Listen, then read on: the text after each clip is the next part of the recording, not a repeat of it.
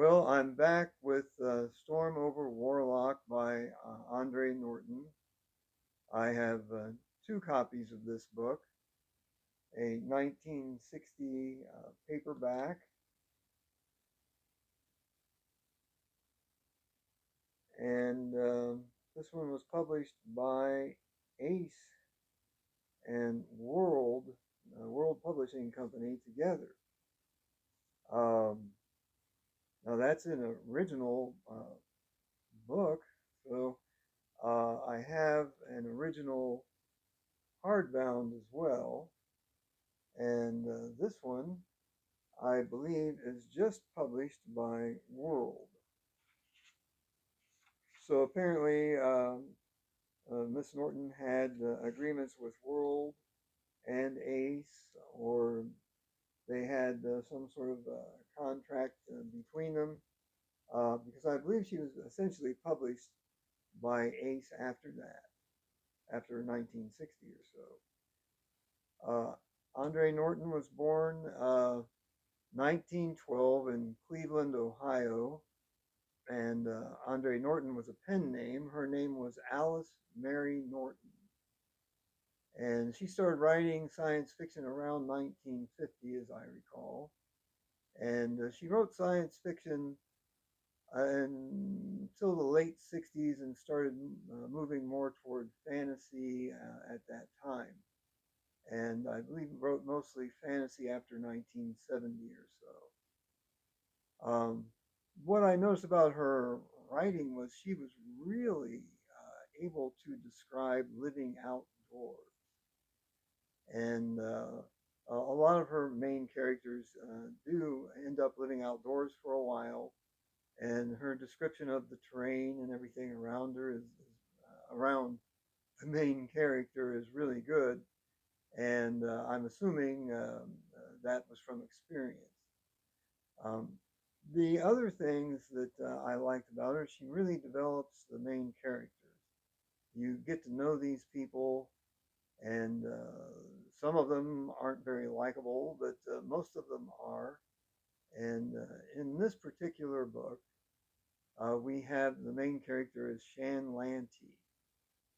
And Shan is born on a disadvantaged world. You have a kind of a Terran empire and a Throg empire in this particular book, and the Terrans and the Throgs are both combating each other for basically planets, habitable planets. And so Shan is trying to improve his lot in life, and he applies for work with the Terran Survey Service. He gets the job, and it's essentially he's taking care of these wolverines uh, for a Terran survey expedition to Warlock, which they have determined is an uninhabited planet, and they are going to try to get there before the Throgs. Now that all comes a little bit after the first chapter. In the first chapter, Shan Lanty is observing from a nearby hilltop where they have just set down the new Terran survey base, and they hadn't had time to set up their perimeter or any defenses or anything yet, and the Throgs come through and destroy the base. And Shan is watching all of this.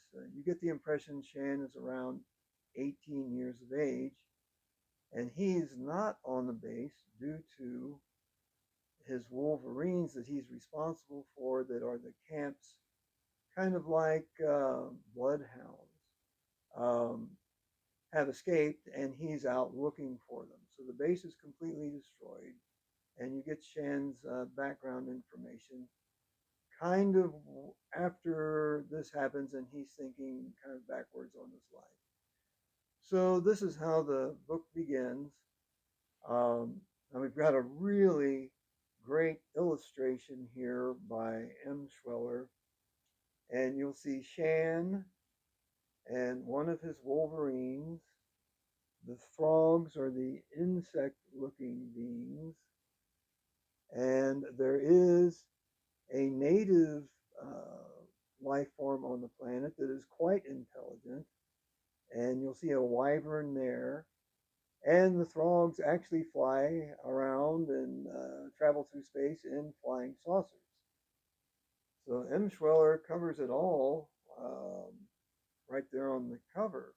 Really, really nice job. So Shan assumes everyone has been killed in the attack, and he sets out across country to try to figure out how he can survive until the next survey service ship comes to see what's going on. And as he's traveling, he notices he starts to have really strong and strange dreams that seem to be directing him to a certain location along the shoreline of a fairly nearby ocean. And of course, these are the indigenous peoples using their telepathy to kind of test Shan to see what kind of being he is, what kind of values he has, and things like that. Uh, he ends up where they want him to go, and along the way, he meets his commanding officer who had miraculously survived and is being drawn to the wyverns as well. The wyverns do a lot of testing on these young men, mostly through um, kind of a projected dreamscape into their minds. And they want to see how they react to different stimuli. And they also want to examine their memories. Um, there is some question whether they even want to work with the human beings after a little bit of this. So I can't really go through much more of Shan's story here without giving away too much. Uh, but uh, he and his commander do encounter some of the Throg aliens along the way, and the aliens are really aliens. I mean, they have no connection. There is no communication between human and alien. They are so radically different. There is um, no way for these two races to ever resolve anything. So I really liked the book. I thought it was really well written.